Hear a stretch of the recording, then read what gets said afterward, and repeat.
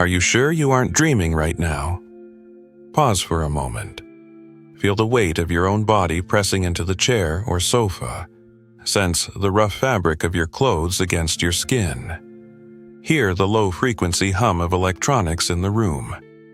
The pulsating light from the screen or a lamp seems absolutely, undeniably real. And now for the main question. How are all these sensations fundamentally different from what you experience in your most vivid, most realistic dream? In a dream, you also feel, hear, and believe with unshakable conviction. You believe right up until the jarring moment you wake up. This is the central paradox. Your brain is a biochemical survival machine, calibrated by millions of years of natural selection. Its sole purpose is to help you navigate the objective, real world. So, why is this perfect survival tool also the most masterful deceiver in the universe? Why does your brain, designed to connect with reality, so desperately and brilliantly distort it, building you a world full of cognitive traps, sensory limitations, and blind spots? A world that is often indistinguishable from a dream because it is built from the very same neural blueprints. Give me 10 minutes. Just 10. In that time, I won't try to convince you. I will simply offer you 6 keys, 6 master keys, from ancient philosophy, modern neuroscience, and quantum physics. 6 pieces of evidence that your unshakable confidence in reality is the greatest and most convincing illusion of all. An illusion upon which your entire identity is built. So, the first key. The ghosts in the cave.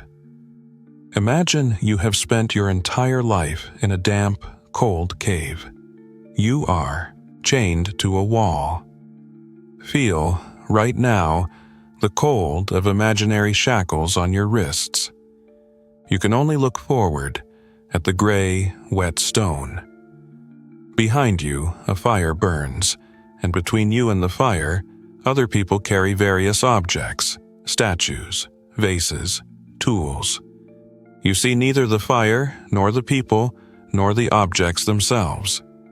You see only the shadows, flickering, distorted shadows that they cast on the stone wall before you. For you, these dancing silhouettes are reality. The only reality you have ever known. The hollow echo of footsteps and voices that bounces off the walls, you attribute to these shadows.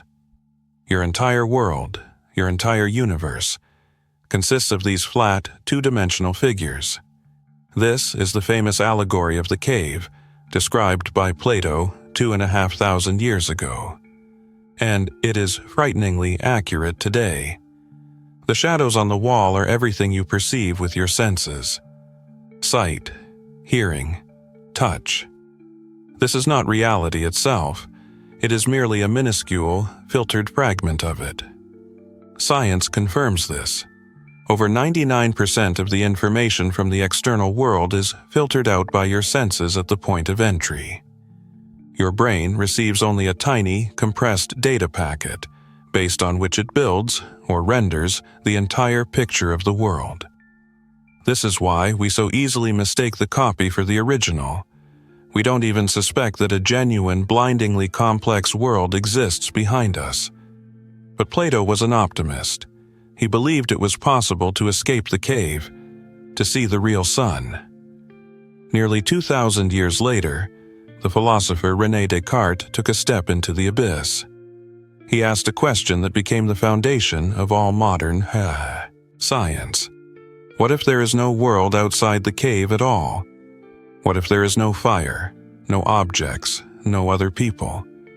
What if there exists some all-powerful evil demon, a programmer deity who implants all these images, sounds, and sensations, down to the taste of food in your mouth, or the pain of a bruise, directly into your consciousness, creating a complete, total, and indistinguishable hallucination of truth? Plato and Descartes gave humanity the right to radical doubt. They hacked our intuitive faith in reality and showed that it could be an elaborate forgery. But what if this evil demon is not an external entity, but an internal architect? What if this gray labyrinth of 100 billion neurons is sitting right inside your skull? Every second, about 11 million bits of sensory information bombard your senses, your eyes, ears, skin. It's a digital waterfall, a data stream sufficient for a full high-definition movie. But at best, only 50 bits reach your consciousness, yourself. 50 out of 11 million. This isn't just a filter. It's total censorship. 99.999% of information is incinerated in the neural furnace before it even reaches your perception. Your world, your body, your thoughts, all of it is built on these pathetic, statistically insignificant crumbs, on a single grain of sand from which you try to reconstruct the entire beach. This is precisely why your brain doesn't register reality. It generates it in real time. It doesn't work like a video camera that passively records the world. It is a brilliant, improvisational neural artist. Given a few brushstrokes, those 50 bits of data, it instantly fills in the gigantic gaps, completing the rest of the picture. It uses patterns, expectations, and memories from your past experiences. You don't see what is there. You see what your brain thinks you need to see. Because seeing reality as it is would be too slow and energy-intensive. In the wild, the creature that spends seconds analyzing every leaf becomes lunch. Survival belongs to the one whose brain instantly paints a predator from a couple of orange stripes in the bushes. Even if there's no predator there, it's better to be wrong 100 times than to die once. But sometimes, this artist goes mad, and then reality begins to crack. Consider the eerie paradox of Anton Babinski syndrome. Due to physical damage to the brain's visual cortex, a person becomes completely blind, but they don't admit it. They insist fiercely that they can see perfectly. With confidence in their voice, they will describe the furniture in the room, the people, the colors, none of which are actually there. Their brain, receiving no data from the eyes, switches to 100% generation mode. It shows them a stable, consistent waking dream, assembled from fragments of memory. And the person believes this dream more than the words of their doctors. They will argue, prove their point, and be offended that you don't believe them. They trust it more than the bruises they get from bumping into furniture they believe isn't there. Their inner world is completely whole and completely false. So, your brain is a machine for creating convincing lies, operating 24 hours a day, 7 days a week. It builds a stable and predictable, personal simulation for you, your own customized world. But any program, even the most perfect one, sometimes glitches. You know these glitches. They are popularly called glitches in the matrix, and you have definitely felt them. Recall that strange, piercing, almost physical feeling, déjà vu. You enter a new place, meet a new person, or hear a phrase, and in that moment, you are struck by an absolute, irrational certainty. This has happened before. Every detail, every sound, every gesture is familiar. Your mind whispers that it's impossible, but your entire being screams, "This has already happened."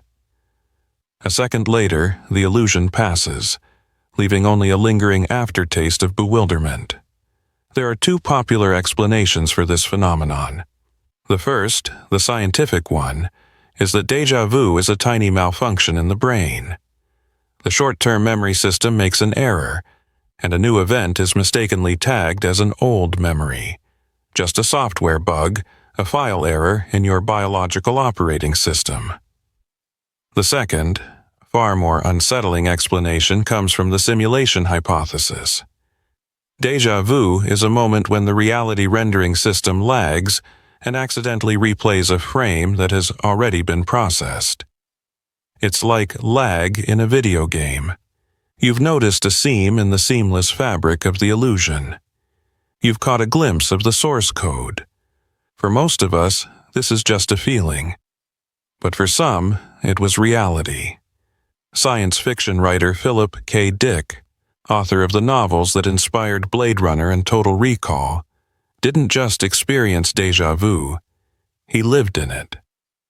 At a famous lecture in Metz, France in 1977, he seriously claimed that we are all living in a computer simulation, and that he, Philip K. Dick, had the ability to remember previous versions of it, which seeped into his consciousness like memories from a past life, or more accurately from a previous simulation session. Memory glitches, strange coincidences, the feeling that the world around you is a hastily painted backdrop. These cracks in our personal reality become more noticeable if you start paying attention to them. But the deepest and most fundamental crack is not hidden in our minds.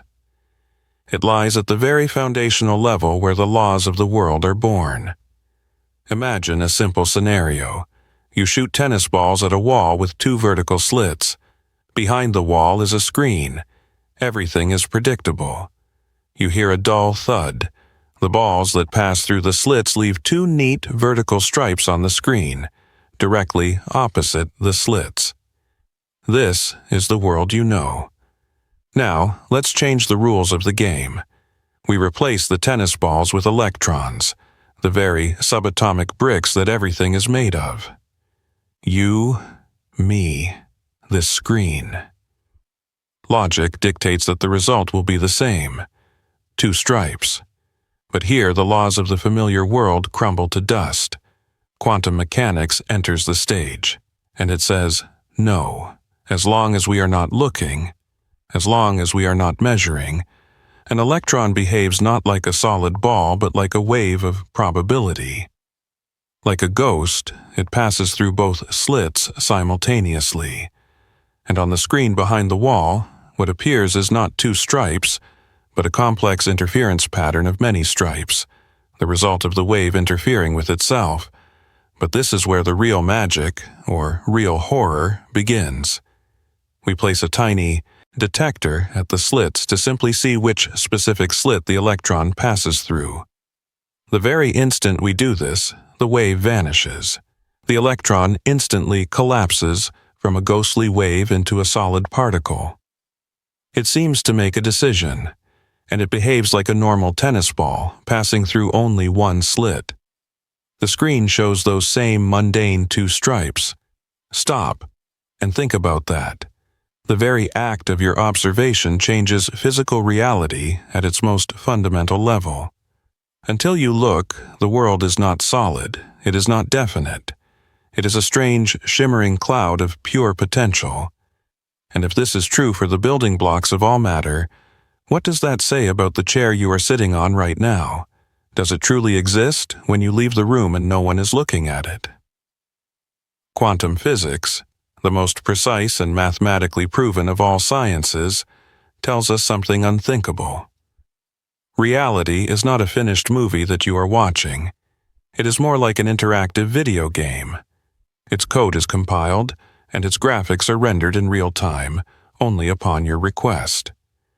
But if it's a program, then who wrote it? We've talked about glitches in perception, about quantum ghosts born from the void. But those were just seismic tremors heralding an earthquake. In 2003, Oxford philosopher Nick Bostrom, founder of the Future of Humanity Institute, shifted this conversation from the realm of vague speculation to the icy plane of relentless logic. He didn't search for glitches in the matrix with a magnifying glass. Instead, he simply erected a triumphal arch with 3 passages before humanity. Just 3 doors. And behind one of them, as his rigorous mathematical analysis asserts, lies the truth about the nature of our world. A truth that may be far stranger and more staggering than the most feverish dream. This intellectual trap is known as Bostrom's trilemma. Listen closely and hear the clang of the trap shutting. It posits that one of these three propositions is almost certainly true. Door number 1. Any civilization that reaches our technological level goes extinct before developing the technology for full-fledged reality simulations. This is the Great Filter, a cosmic wall against which all civilizations crash, turning the universe into a graveyard of ambitions. Door number 2. Civilizations achieve such technological power but, for some fundamental reason, refuse to create simulations of their ancestors. Perhaps for ethical reasons, considering it a form of digital slavery. Or perhaps they are simply not interested. And finally, door number 3. If the first two options are false, if at least one civilization broke through the filter and decided to press start, then we are almost certainly living in a computer simulation. Why? Why is the third option not just possible, but statistically inevitable? It's not about processing power, it's about ruthless exponential mathematics. If even one civilization in the history of the universe did not go extinct and wanted to create simulations, it would not launch just one. It would launch thousands, millions. Over time, billions of simulated worlds like ours, multiplying like fractals. In each of these virtual worlds, there would be billions of simulated consciousnesses, each convinced of its own authenticity. Now, feel the chill of this arithmetic. One single, original, base reality, and billions of simulated ones. What are the chances that your passport was issued in that one, single, real one? The odds are 1 in billions. Would you bet your life on those odds? Bostrom's relentless logic performs a chilling alchemical transformation. It turns us from beings of warm flesh and pulsing blood into pure, cold information, into vibrating lines of code being executed on someone's planetary-scale computer. And this brings us to the final, most dizzying question. If I am an executable file, and my brain is merely its biological graphical user interface, then what is I? What is the consciousness that is right now hearing this voice and feeling an existential abyss open up beneath its feet? Imagine for a second. You are placed in a scanner. The cold hum of the machine, the smell of ozone. Beam by beam, it digitizes your brain. Each of the 86 billion neurons, every synaptic connection, every neurotransmitter molecule. An absolutely precise digital copy, your data doppelganger, is created on a supercomputer. This copy possesses all your memories, from your first kiss to the taste of your morning coffee, all your habits, fears, and hopes. We press start. There's a click, and on the screen, the digital version of you opens its virtual eyes and says, "It's me. I remember everything." Now for the blood-curdling question. Where are you at that moment? Are you still here in a cooling body, or has your consciousness, your spark, moved into the machine? This is the teleportation paradox, one of the most agonizing problems in the philosophy of mind. If we destroy your biological body the moment the copy is launched, can we say that you continued to live? Most people would intuitively answer no, that what came to life on the computer is just your perfect double, an imposter who has stolen your life and sincerely believes he is you, and that your unique personal experience of the world, your so-called qualia, the subjective feeling of the color red or of pain, simply went out like a candle in the wind. Our consciousness seems to us to be something continuous and indivisible. It cannot be copied like a file. It can only be terminated. But what if we are asking the question while looking through the wrong end of the binoculars? We are struggling with the problem of how to transfer our consciousness from a biological medium to a digital one. But the simulation hypothesis flips the chessboard with a deafening crash. It says, you are already digital. Your consciousness is not a product of the brain. On the contrary, your brain, your body, this entire tangible, solid world is a product of consciousness, the product of a program running on someone else's hardware. You are not a ghost in the machine. You are a digital ghost that has been generated a convincing illusion of a warm, breathing, mortal machine. We began our journey in Plato's shadowy cave, staring at shadows on a wall. We opened our own skulls and found a brilliant architect of deceit inside. We dipped our hands into the quantum foam and felt the very fabric of reality dissolve at our touch.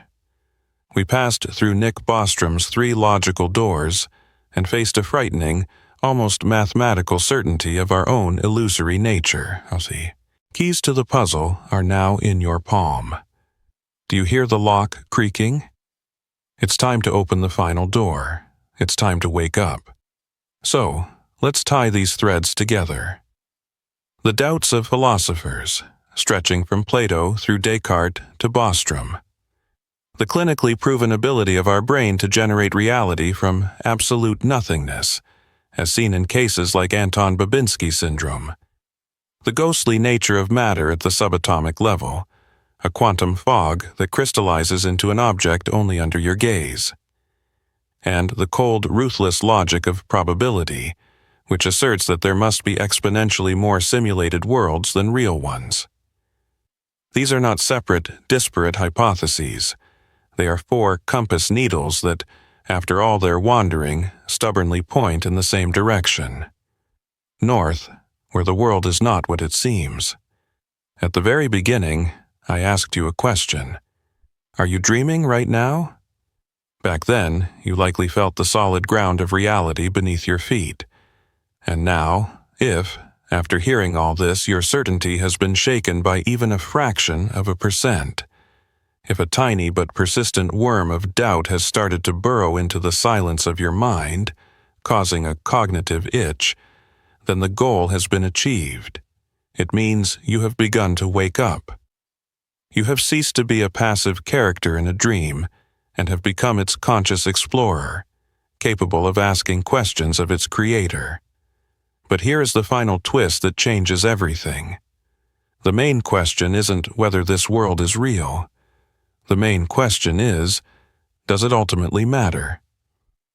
If the love you feel makes your heart beat faster, if the pain of loss feels like a sharp, cold shard in your chest, if the music that gives you goosebumps is real, if all these experiences are completely real to you as a subject, maybe that is the only reality that has value. Maybe the meaning of life lies not in the authenticity of the scenery, but in the authenticity and depth of the feelings experienced. We have presented you with many arguments leading down the rabbit hole. And at the end, I want to ask you one last question. Which of these truths shook your confidence in reality the most? The deception of your own brain, the cunning illusionist inside your own head, or the strangeness of the quantum world, the shifting foundation upon which the entire universe is built? Write just one word in the comments, brain or quantum. Your answer will show who you now trust less, yourself or the entire universe.